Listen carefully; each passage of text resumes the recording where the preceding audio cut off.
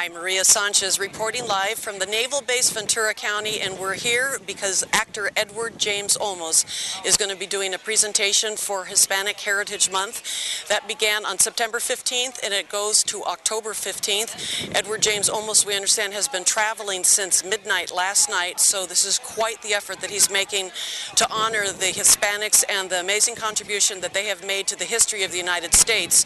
Just as a backstory, Hispanic Heritage Month started out as a week by President Lyndon Johnson, and then President Ronald Reagan made it an entire month. And it is to honor again the amazing history that Hispanic people have contributed to the United States of America. Hispanic is somebody who is defined as speaking Spanish but in America, or of American descent, if you will, and they don't care what country you come from. So they chose September 15th because 5 countries declared their independence on September 15th in 1821, and they were Costa Rica, El Salvador, Guatemala, Honduras, and Nicaragua. 3 other countries followed suit thereafter: Mexico on September 16th, Chile on September 18th, and Belize on September 21st. So in total, 8 countries declared their independence, and thus begins Hispanic Heritage Month, and we're waiting for Edward James Olmos. Of course, you may remember Edward James Olmos. He made his fame and probably notoriety for the musical Zoot Suit. Then he went on to win an Emmy as the lieutenant in Miami Vice and was Oscar nominated for his performance in the feature film Stand and Deliver. We are waiting Edward James Olmos. We are broadcasting live. This is Maria Sanchez for KDTV.com. Thank you so much for watching. And Captain McHugh, Mayor Griffall, Mayor Pro Tem Munoz-Schnapp, Council Member McDonald, and Dr. Pinkard. We appreciate your coming out to celebrate Hispanic Heritage Month with us. As you're all aware, we host events with Naval Base Ventura County nearly every month to pay tribute to the many diverse cultures that contribute to our Navy in Ventura County. This month, our focus is on the men and women of Hispanic heritage that contribute to our mission of safe and effective combat systems employed by the men and women serving our Navy around the world in times of peace and war. In the Navy today, there are approximately 63,000 Hispanics on active duty, 9,000 civilians, and another 6,000 in the reserves. Like all the people that contribute to our Navy, the people of Hispanic heritage have a long tradition of service and are essential to the success of today's and tomorrow's Navy. I would like to take a moment to ask each of you to help carry a message that is not unique to the Hispanics, but a message of need from your Navy and your nation. There's never been a stronger demand than today for engineers, scientists, and technicians who can build and sustain our Navy, and we are hiring.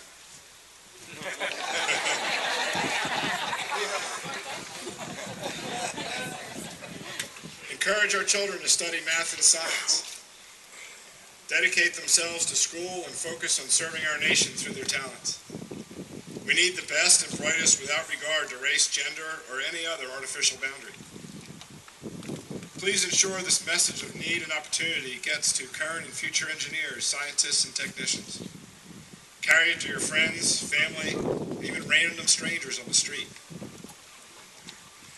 I would like to thank all of you for your efforts in support of our nation. Please enjoy the rest of this celebration of culture and service. It is now my pleasure to introduce our guest speaker, who I am sure many of you recognize. Mr. Edward James Olmos has enjoyed a career as an entertainer for over 40 years. From his early days as a singer, musician, in garage bands in the LA area, to his success as an award-winning actor in theater, movies, and on television, he has continued to maintain close personal ties with the community. He is extremely active in supporting a variety of causes, particularly those focused on the needs and rights of children. When he meets with youth groups, he stresses the importance of education and promotes taking responsibility for one's own actions and happiness. Please join me in welcoming Mr. Edward James Olmos.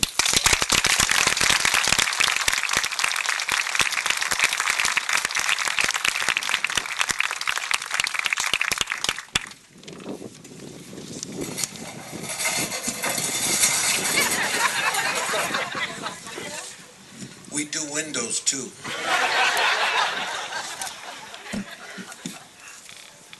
¿Qué les puedo decir? Qué evento más precioso, qué día más preciosa. Que Dios los bendiga a todos ustedes que me están entendiendo ahorita, porque estamos en los Estados Unidos de las Américas. Todos ustedes que me están entendiendo, levantan la mano con orgullo.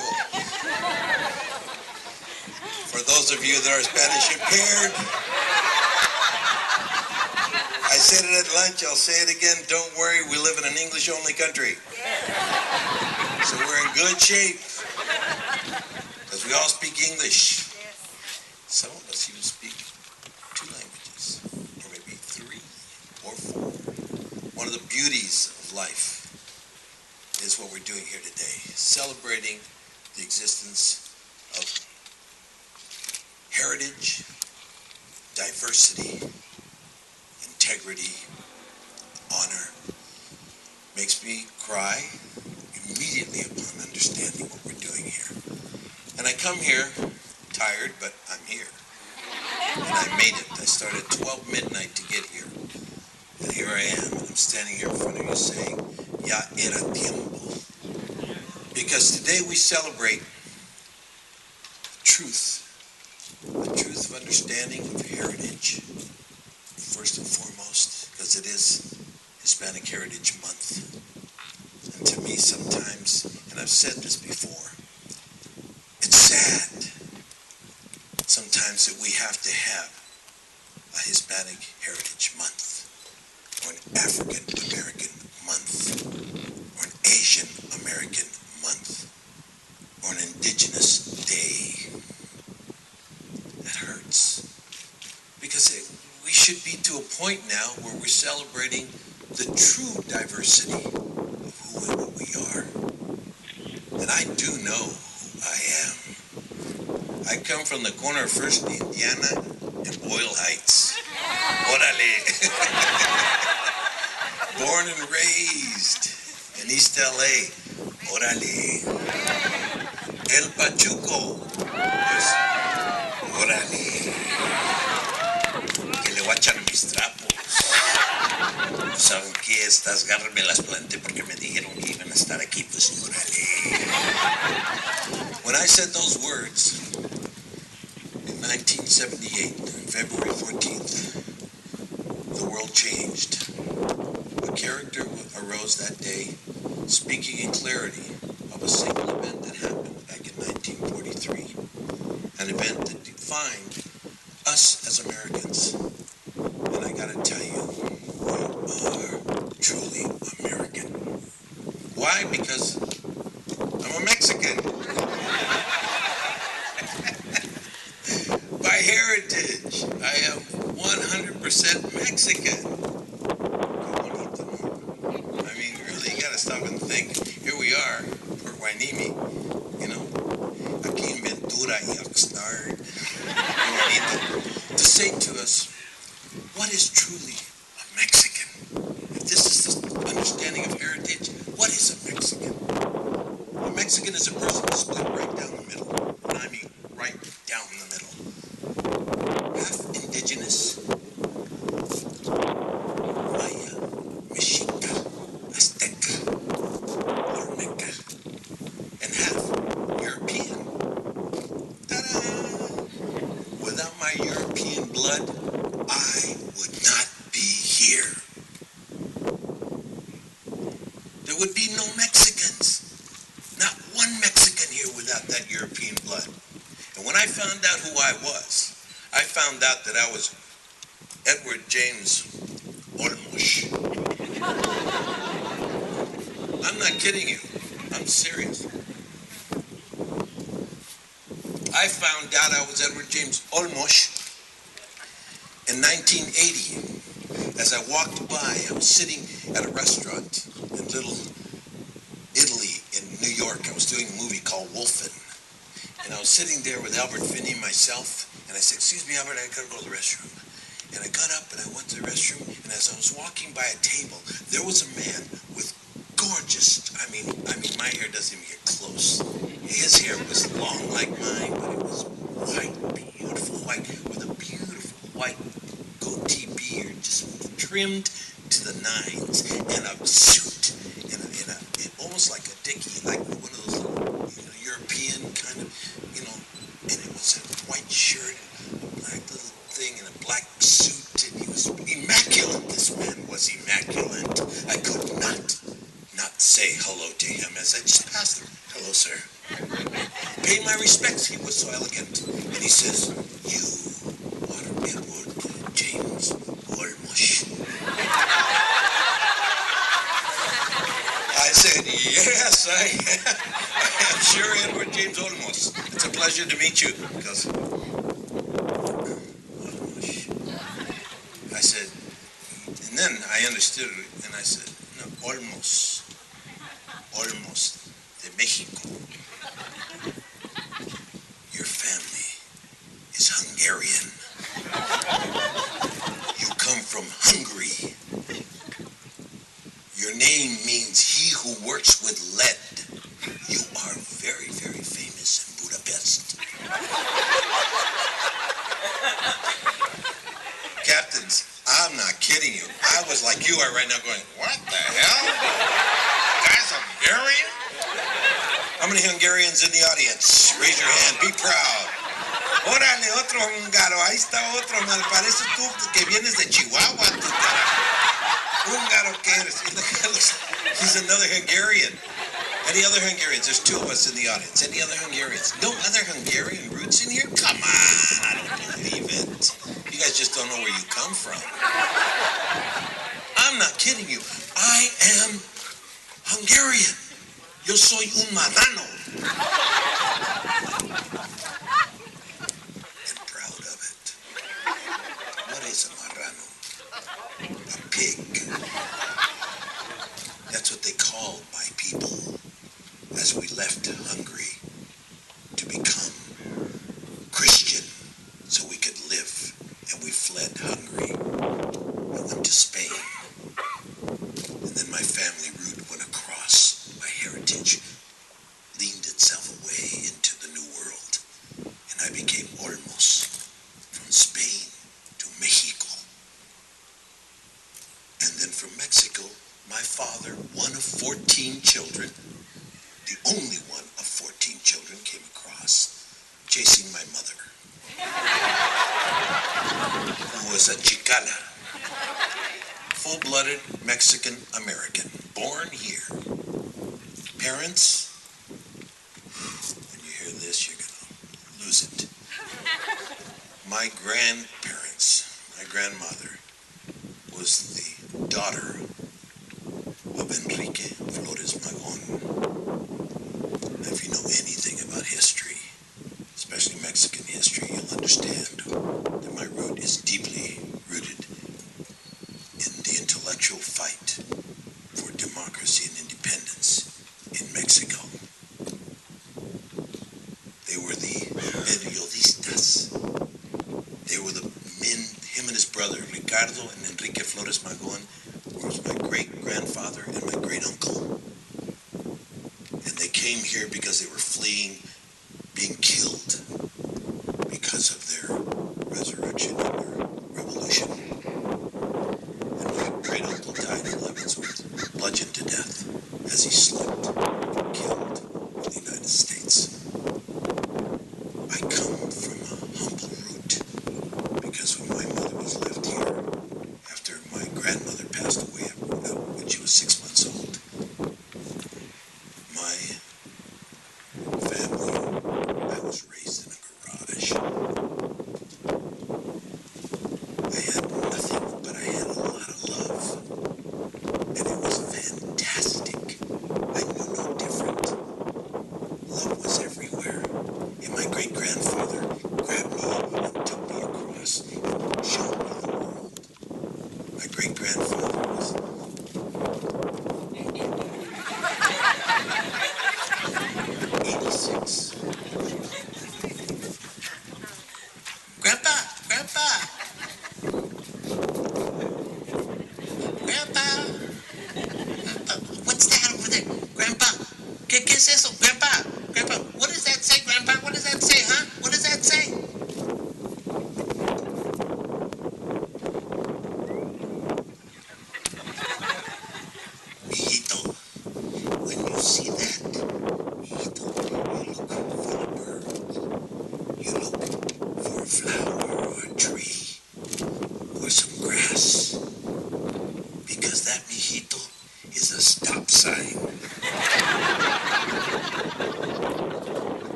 wisdom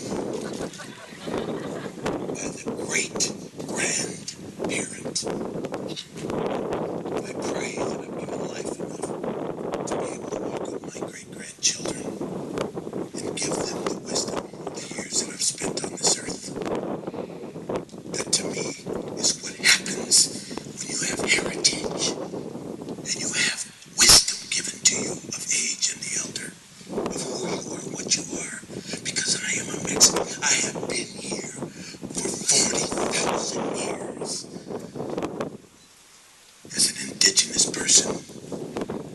My great-great-great-great-great-great-great-great-great-great-great-great-great-great-grandmother was here. So was my grandfather. He was pretty great too. But he was here, and they were here. So when my Europeanness came across and impregnated my culture, my indigenousness, and I became the first Mexican. Que le guacha mis trapos. I was proud. But 41,000 years ago, my direct heritage, my lineage, my ancestors came from China. I was Chinese before I was indigenous to this hemisphere. 41,000 years ago. Man, that gives me the chills. 100,000 years ago, my direct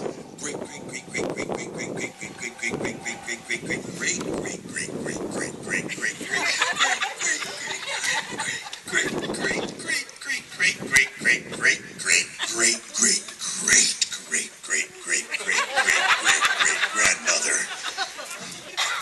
lived in Africa. When you look at me, you remember one thing when you remember this day.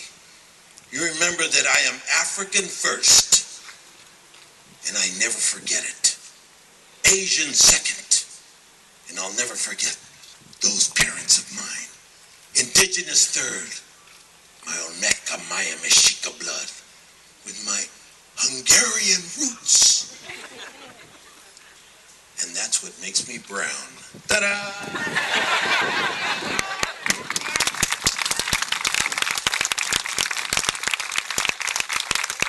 Heritage is the essence of who we are. But do we celebrate it? Do we ever come together and celebrate this? Do we? No, because most of you didn't know your great-grandparents. How many of you knew your great-grandparents? Okay, I'd say there's at least 30 of us here. What a difference the great-grandparent was from the grandparent. And the parent. I mean, the parent, my mother, my father, oh my God. I love them, but mijito, okay, we'll be back. We gotta go to work, okay? Yeah, I'm tired. I've been working all day. Grandfather, déjenlo descansar un poco. My great-grandfather, vente, mijito. Let's go for a walk. Interesting. Very interesting. And the essence of why I am the way I am. Why? Because I was raised with my great-grandparents, my parents, my grandparents, all in the same house. Humble. Humble? They should have never let me come here today. Why? Because time has come for us to realize what I said on March 17th at the United Nations. Did anybody ever hear me speak there? If you haven't, then put Edward James Olmos at the UN and see what I said there. When they invited me as the Admiral. Gotcha, captains. I am the Admiral of the Battlestar Galactica.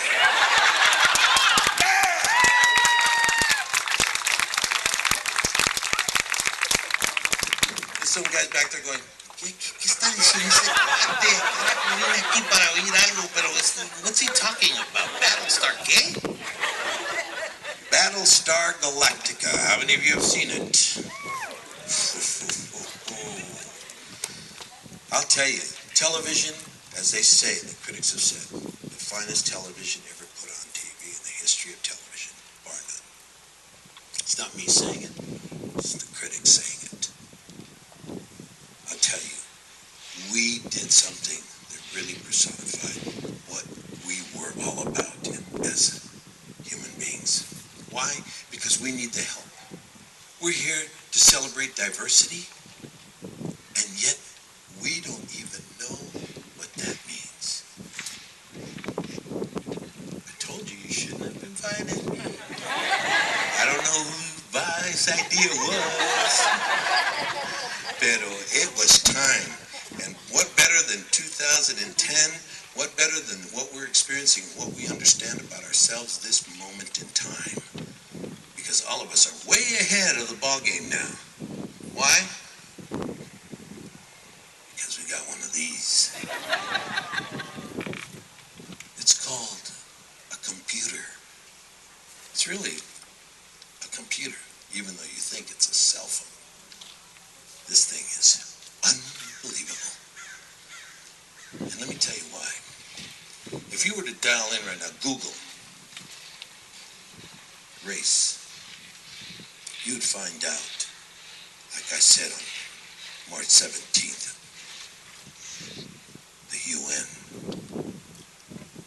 I said, we have been taught for over 600 years that there is a Caucasian race, an African race, an Asian race, an indigenous race, and a Latino race. And we wonder why we're in such a mess. There's no such thing as a Caucasian race. There's no such thing as a Latino race. There's no such thing as an African or Asian or indigenous race. There's none. When I said this at the UN, everybody was just like you.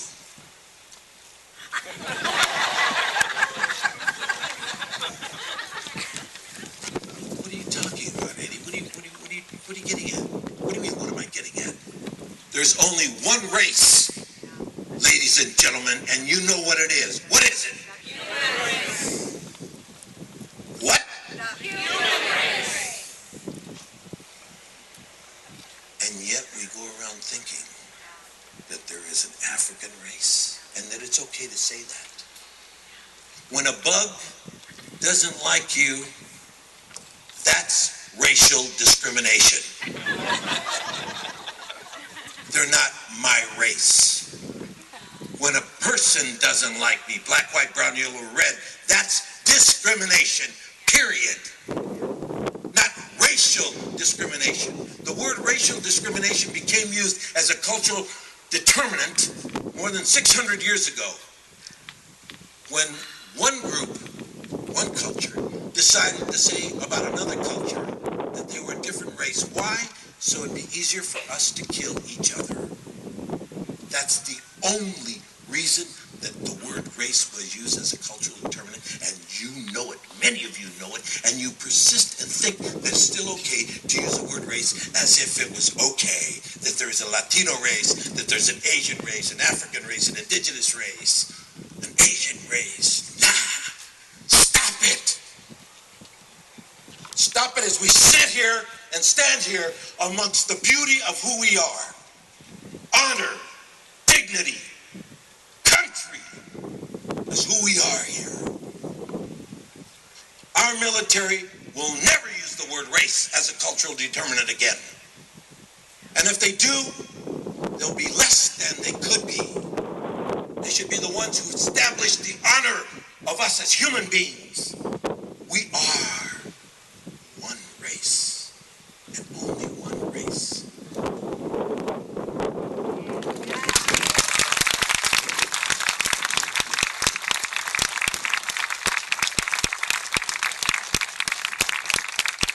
Hard to take? Well, I don't blame you. None of you are going to stand up here and walk out of this door thinking that you can do it. Oh, racial discrimination. I felt that yesterday. I was in West Virginia. I felt it would discriminate against me because of who I was. It was racial discrimination. Can't do that anymore because we've divided ourselves to the point where we still have to do this. We still have to celebrate our culture. And I'm glad we do. You should see, yesterday I spoke with hundreds and hundreds of children, and I told them this. And you should have seen them. They're like, one 11-year-old, I say, towards the end I said, how many races are there? One. I said, you have been the luckiest child today. Because your parents brought you to listen to me speak, and you're the youngest person here. And you get to go home and know it. None of you will be able to go home and digest this. You'll try, you know that it's correct, you know that it's all right, you know that it's a truth. A truth. There's only one race. And yet you will think you'll hear somebody use it and you won't say, excuse me, you can't do that. You'll let them do it. You'll let them go ahead and use it. And you'll use it. And say, well, it's okay. It's defined, it's in the dictionary. As of when?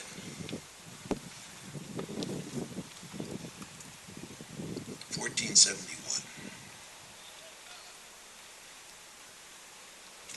What happened before that? For all those hundreds of thousands of years of human existence, what happened before that? We didn't have that. We had other ways of distinguishing ourselves. But we were all one race. That's what Battlestar Galactica had. We were one race, the human race, and we were all aboard that ship, and man, we were trying to find a place to live. And there was only 49,000 human beings left, and that was it. We had been demolished and demised by our technology.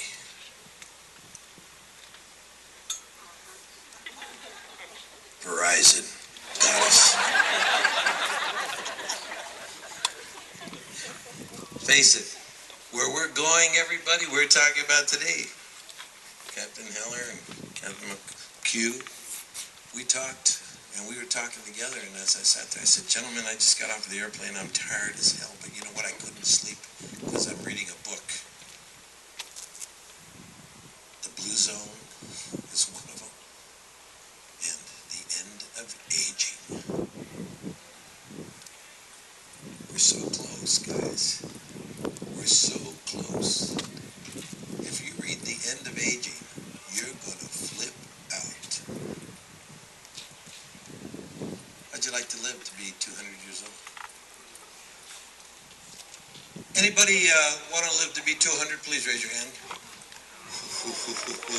There's about 12 of us that went. I don't know much about anything. I really don't. I mean, when I was in my 20s, I thought I did. Trust me, I thought I knew a lot. By the time I was in my 30s, I knew it all. I was hot. I was El Pachuco at 31. Orale. Man, a conquest of the Americas and the planet is El Pachuco. By the time I was 40s, well, maybe I don't know everything. My 50s, I was saying, shit, I don't know anything. My 60s, I'm 63, and I know I look good. Yeah! At 63, I can honestly tell you, I don't know anything. I'm so humbled, I gotta tell you. I'm reading, I consume as much as I can, but I'll never catch up, man. I can't read everything. I can't learn everything. I know that now I can't get to the point of understanding totally what humankind has been able to understand in written words, paintings, traveling the planet. I need more years than just the 100 that I know I'm going to hit. And I'm not going to hit it like, wipe my ass, please.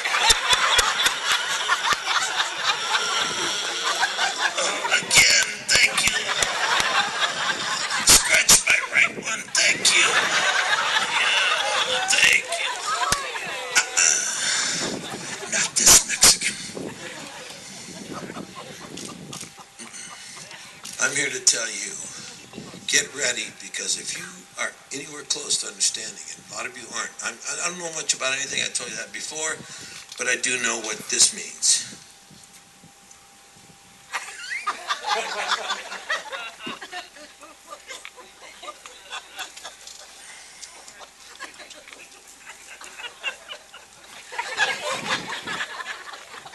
I know what this means.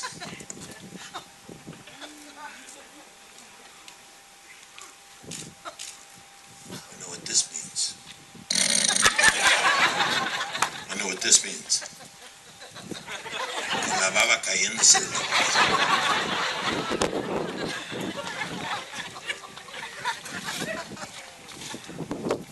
So when I'm looking at you, I know what you're thinking. And you might be sitting there going, oh, no you don't. You don't know what I'm thinking. I've been doing this for 44 years, man. Studying human behavior 7 days a week so that I could stand in front of a camera and be honest about human emotion and be able to convey the truth. So I know what I'm looking at when I see you and what you're thinking and what you're doing as you sit there.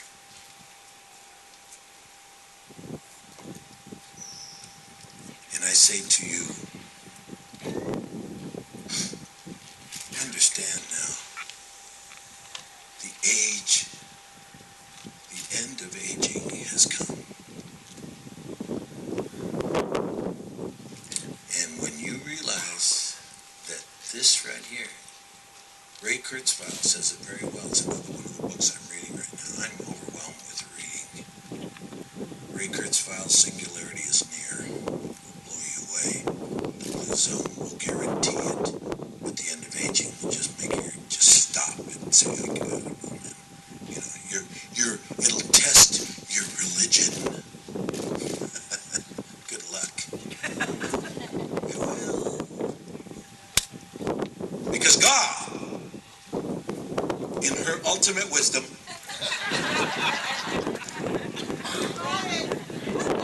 sent Jesus, her beloved son, to Northern Africa.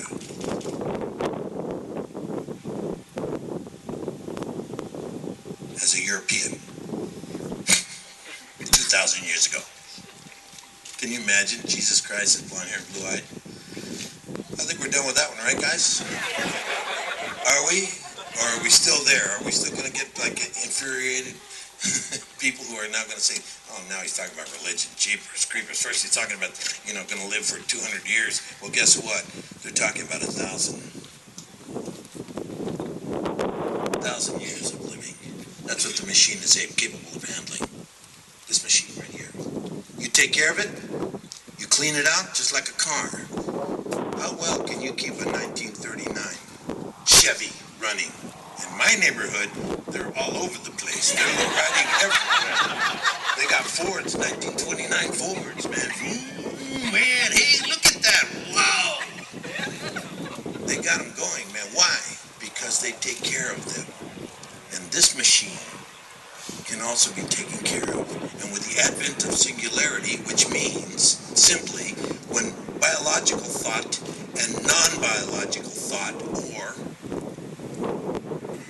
computers, come together, bingo, you have more thought process than you've ever had in the existence of humanity, ever.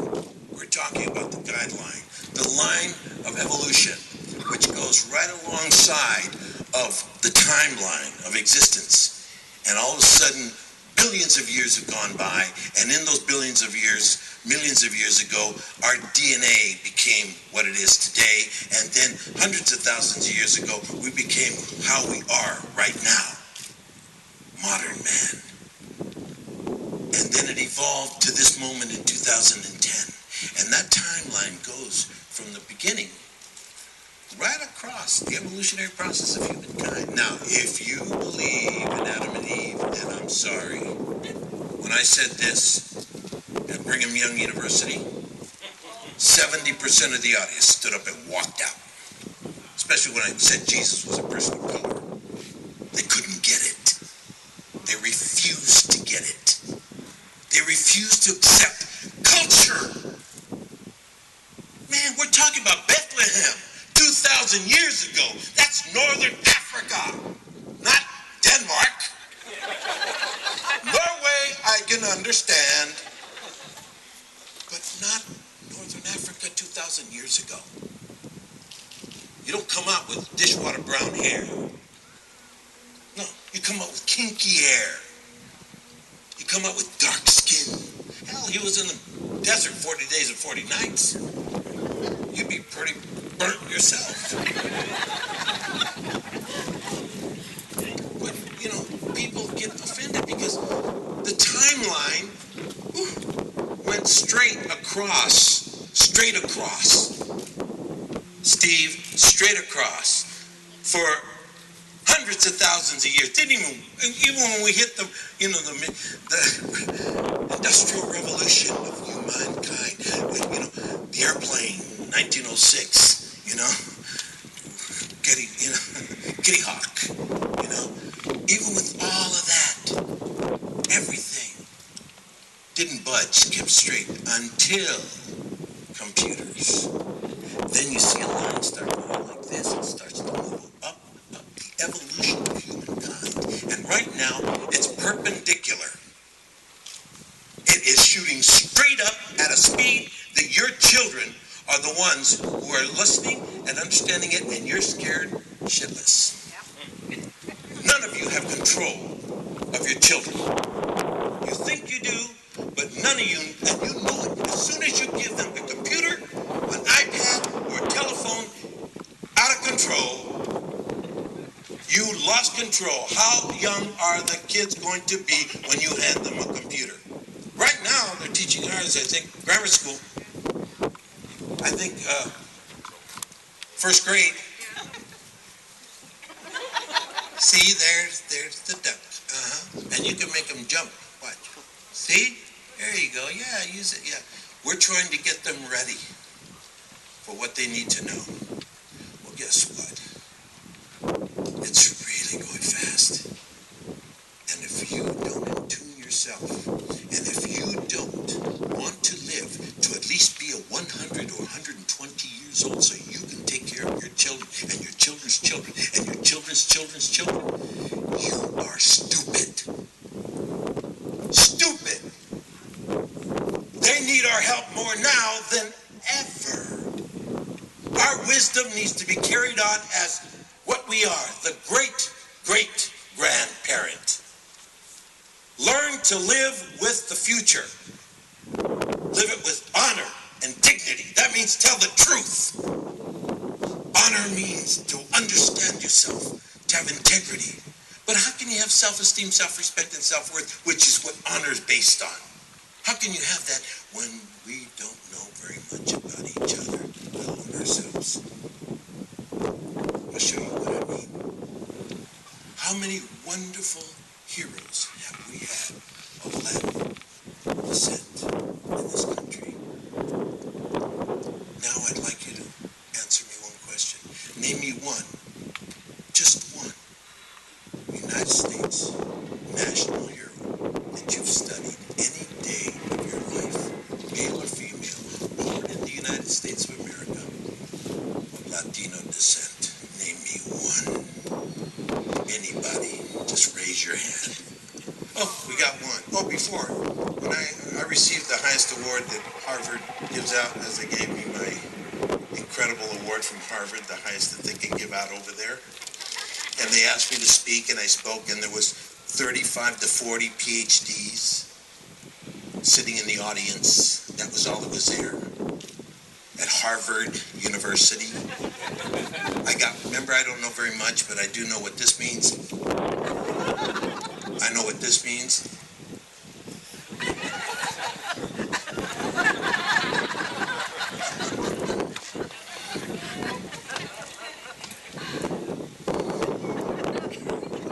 And I know what this means. And I looked at the guy just like I looked at you, because you're the only one that raised their hand. Wait a minute. He went just like this. There's two. Good. He went just like this. And I said, yes, sir. First of all, are you a PhD? And he said, yes, I am. I said, okay, name me one United States national hero that you've studied any time in your life, male or female, born in the United States of Latin descent. Go ahead, tell me. And he said, how do you define national hero? I said, oh, shit, that's right, I'm at Harvard.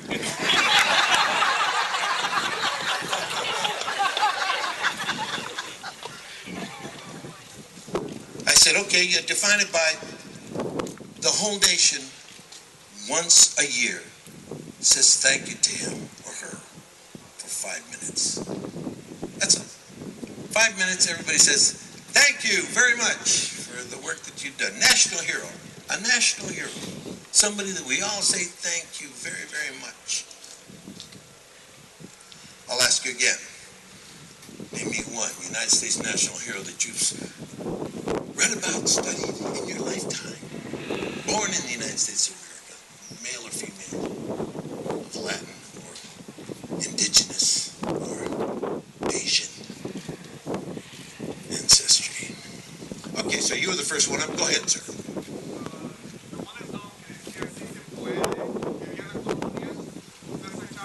Oh, you mean the boxer?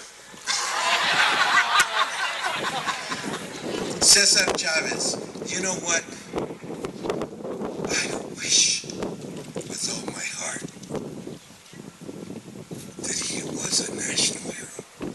If anybody deserves that honor, as does Roy Benavides, as do so many beautiful Latinas and Latinos who have sacrificed their entire life born here, who are great humans, who are great human beings, who helped advance the entire understanding of humanity in this country. And yet we don't have one. Do you know that if it wasn't for Martin Luther King, there wouldn't be one person of color that we say thank you to as a nation? The only one. The only one. God bless Martin Luther King because, man, well, at least we got one. One person in the hundreds of years that this country has been what it is today, that we say thank you to a person of color so that the children of color can say, wow, we got something to do here too. That's a comfort. Over 30 years I've been saying that Jesus Christ is a person of color, because he is. Because I want our children to know that people of color have done some wonderful things here. Great things. That's why we're celebrating Hispanic Heritage Month, to say thank you to all the Hispanics and all the heritage and everything that we've done for the advancement of all of us in the future to go forward. And it hurts. Cesar Chavez should be. Maya Lin, the woman, the artist, what an artist. She created the Vietnam War Memorial. She should be. We should celebrate her birthday. We should say thank you to her. And we should know, every single person here should know exactly where she comes from and who she is. And all the Asian children should go, yeah, yeah, oh yeah. And all the African children going, okay, yeah. And all the Latinos going, yes, right on. And all the Caucasian children, yay.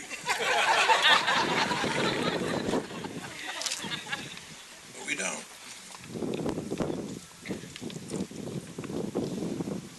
Integrity, honor, truth, justice, the American way. That's what this is. And you deserve it, every single one of you, to be here today to understand this at this moment at a Hispanic Heritage event. When you learned, and you knew it all the time, that there's only one race, and that's a human race. That the person sitting right next to you, no matter if it's a man or woman, black, white, brown, yellow, red, is 99.9 998 or 999, just percentage of DNA, just like you. It's unbelievable how much we're the same. There's only 6 genetic structures that we're made up of. You're one of 6 families, and that's it. You're all brothers and sisters. Ah! You married your brother. Ah! Qué chinganos. Got a very strong sense of humor. People get offended when I talk about God as a woman. Oh, boy. They can't take that one at all. That one is like, whew. I asked the Cardinals. Whenever I get a bishop or a cardinal, watch out. Cardinal, can you tell me, is God a man or a woman? God is everything. Okay. Both, male and female, then, huh? Pretty interesting. Wow. No, Eddie, you don't understand. It's an understanding. It's a symbol of understanding of our faith in our. Got it. But is it male or female? Because I've always been saying, God the Father who art in heaven, hallowed be thy name. I've been saying that for as long as I can remember. Our Father who art in heaven, hallowed be thy name. Why can't I say it? Our Mother who art in heaven, hallowed be thy name. Why did we have to make it a male? First of all, it's not an it, it's God. Okay, Cardinal. Got it.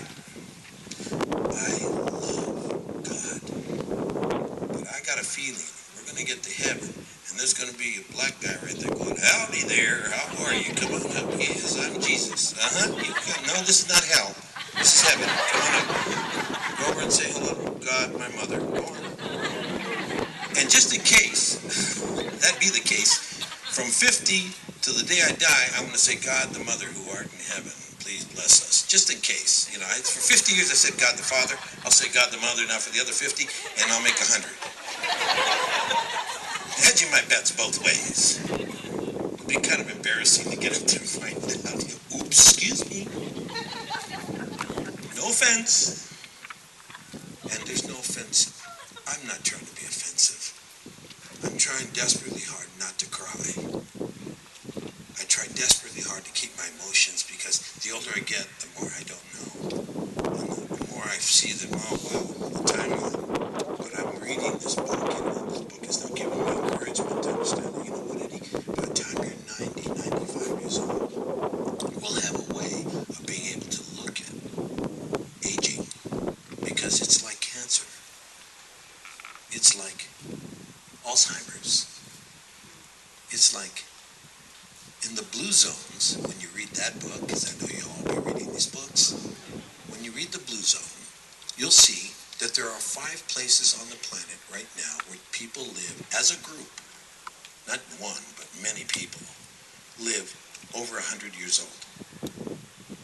And I'm not talking about them living, like I said before, you know, where you have to wipe them down and give them baths and help them get in and out of bed.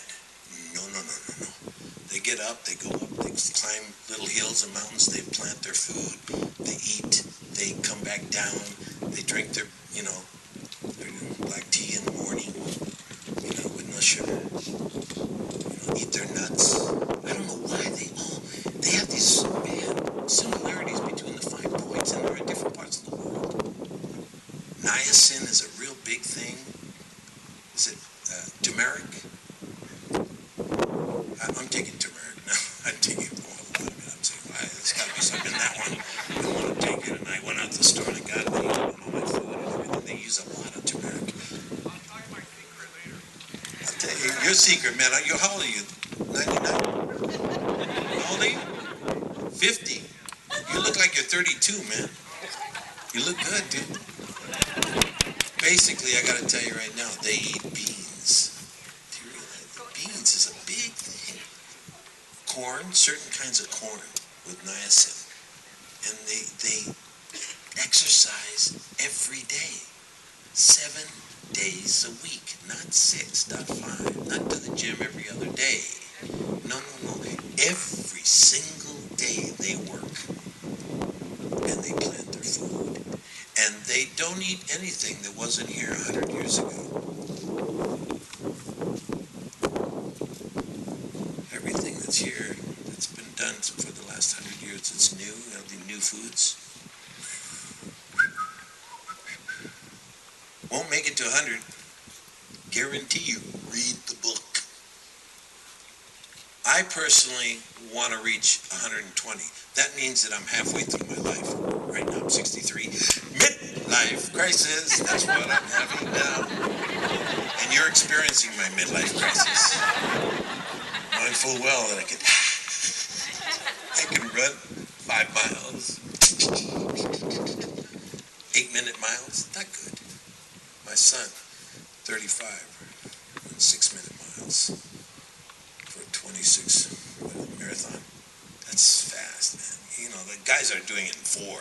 I mean, that used to be the sprint. We used to do in my high school days. If somebody could hit a 440, you know, a good solid quarter of a mile, and you know, really hit it, and really less than 4 minutes, you were really out there. Now they're running miles at that speed. For me, the future is now. I beg of us that we understand just a portion of what we've talked about today so that we can be ready to understand what our grandchildren and our great-grandchildren are going to be going through. Or unless you're going to be one of those going, well, I did the best I could and I'm out of here. You know, I'll leave it for the kids. Well, what you're leaving for the kids is like nothing you've ever experienced in your lifetime. We have yet to see what is coming. And it's coming at such a speed that we are the ones who have to try like crazy to hold on. And just know that if you're within the age range of being between 90 and 100 in 25 years, you were the lucky one. Just keep yourself in tune with yourself. Keep your machine going. Keep it as best you can, because by then, with the advent of computers and what we're doing in biology and what we're doing in chemistry and what we're doing in science, you will see an incredible growth process that will overwhelm you. And for those of you that are sitting here saying, well, wait a minute, Eddie, man, I don't know. That's a good idea. I mean, where there's 7 billion people on the planet now, if they all live to be 200 years old and then they keep on having kids like they're having it right now, we're going to be, 50 billion people on the planet, living hundreds of years. That's crazy. No. That isn't what God wanted. Okay. What I've understood is that wisdom will take over, and we will learn how to handle problems in another way. I believe that. I believe humankind is so resilient and so understanding that we'll be able to understand this life better. Because whether we're here or not, it's going to happen. So why not try your hardest to make sure that you're here to help? Take care of yourself and just know God, country, and these United States. I gotta tell you right now, for me, it's an honor and a privilege to be here with all of you. Thank you, captains, for having me here. It's a little different. I told you it's gonna be original. It's gonna be an original Heritage Day. God bless you all. I'm Edward James Ellis. Goodbye.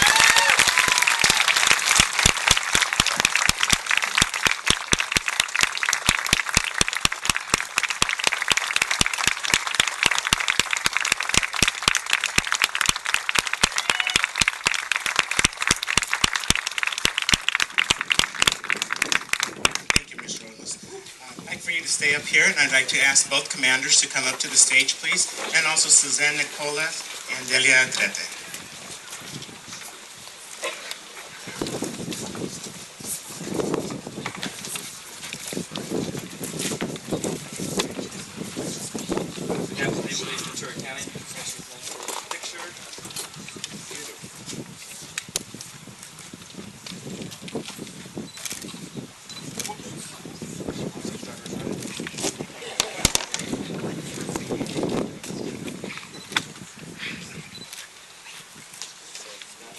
Excuse me.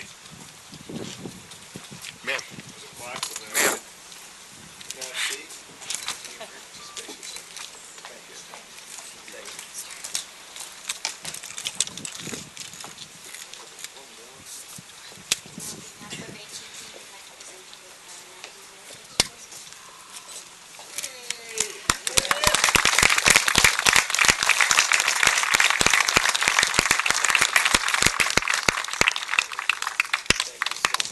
Thank you all. God bless you.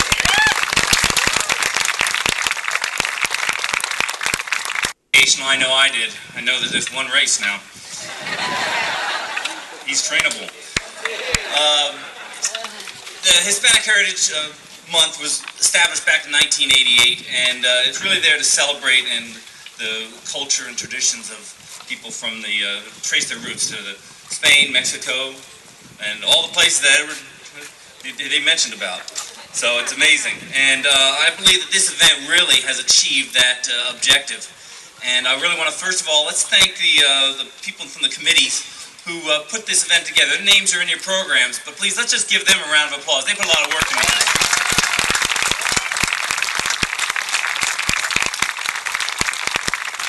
And again, thank our special guest, Mr. Edward James Olmos. You really added something special to this, and I thank you for being here. It's just great. Thank you.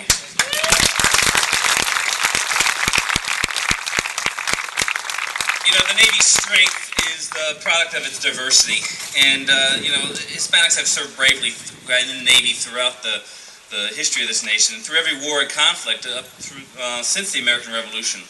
So today's event just really further perpetuates the importance of diversity in the Navy, and I just want to thank you all for being here, for celebrating this event, and just have a good rest of the day, and thanks a lot for coming. Appreciate it. What were you hoping to gain from, what were you hoping the audience would gain from your presentation today? Oh, just hopefully we all were able to understand ourselves a little bit better today. And basically, I think it's just a celebration of life. We're doing that today in a big way. So I think it worked. I think everybody had a good time. We laughed. We thought a lot. We cried. And it was all done really well. Put yourself on this side over here quickly. There you go. That's it. You're welcome. Here we go. Go ahead. Can you elaborate a little bit more about what you said about having a Hispanic Heritage Month or a African American Heritage Month? Oh, the understanding of having a month dedicated to the understanding of culture, of different cultural dynamics that we have in this country, whether it be African or whether it be indigenous or whether it be Asian or Latino, and giving them a month, sometimes it kind of feels like then we should give the European culture 1 month and only 1 month. Get it? Yeah. Yeah. And that would make it a fairer understanding. Instead of celebrating European culture and their contributions in this country from the 1st of January to the 31st of December, and then we don't ever say anything other than, yay, you know, this is great, 4th of July and everything, and I got it. But we have also understanding that many cultures made this country what it is today, and especially the indigenous people. They deserve more than a month of understanding, and Latinos are indigenous, and so Asian were here before the indigenous people were here. They were the ones who became the indigenous people. So it's kind of interesting, and of course Africa is where we come from as a human species, so we should celebrate them all equally. You're welcome. Sanchez with KDTV.com, and we're here thanking you very much for visiting us in the county. What is a young man coming up? You must not have seen very many role models, and what inspired you? What gave you the strength? What gave you the temerity to ask for a career in the public eye that probably not many of your legacy or heritage had achieved before? We had Jose Ferrer, we had Anthony Quinn, we had Ricardo Montalban, Rita Moreno, who was just brilliant lady, great artist. And we've had quite a few people that I tagged on to, and of course there was, people from other parts of the world that were of Latin descent who literally became, well known here in this country. Back in the 40s and 50s when I was growing up, it was a lot different. It was a little bit more understanding. We kind of sheltered down in a way that became very interesting as we got into the 60s and 70s. Of course, there was a tremendous understanding of civil rights that happened in the 50s. It started in the 40s, but in the 50s, and then it really went to its full course by the 60s. So that kind of was another thing that kind of set us into a situation of what we are today. Civil rights is mandatory to all people, and when we fought for that, it made the races, as they say. I don't say that because it's only one race, but people have gotten into the point of saying, races. There's black race, Caucasian race, Latino race, indigenous and Asian races, and there isn't. There's a human race, and that's it. But we got into using the word even more poignantly, and to this day it still has stuck. And it's sad because we're all here together, and we're all united, and we're much closer than we even expect. But most of us don't get into biology very much and into science that much to understand that our DNA and our genetic structure we're all related. And your comments today were somewhat unexpected because you challenged us. And you mentioned speaking to students or the faculty at BYU. You mentioned speaking at Harvard. You mentioned speaking to young children. Is your message always well received? Because you do not ask for someone to be passive. It requires active listening to hear what you have to say. When first time I spoke at Brigham Young, I think 70% of the audience stood up and walked out. And then the second time I spoke there, I couldn't believe that they invited me back, but only about 40% left. And then the last time they invited me 3 times, and the last time was about 10 years ago, maybe longer, no one walked out. They were willing to hear me all the way through, and it really had changed. And so things are happening, and I think that today, it's not that you're supposed to be passive as you're sitting there, or, it's just what we're doing is sharing moments. This was really from the heart, and I really spoke just to really try to make sure that we all leave here after an hour and a half or 2 hours of being together with a sense of joy and relishing life. It's rejoicing in it, and glad that we got to experience this moment and making it special. We made it special today. Everyone did, and they really, really enjoyed themselves.